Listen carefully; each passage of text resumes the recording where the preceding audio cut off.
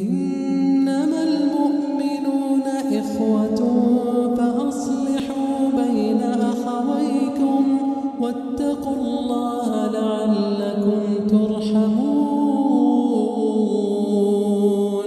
يا أيها الذين آمنوا لا يسخر قوم من قوم عسى أن يكونوا خيرا منهم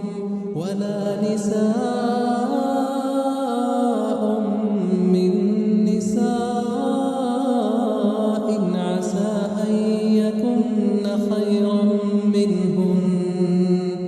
ولا تلمزوا أنفسكم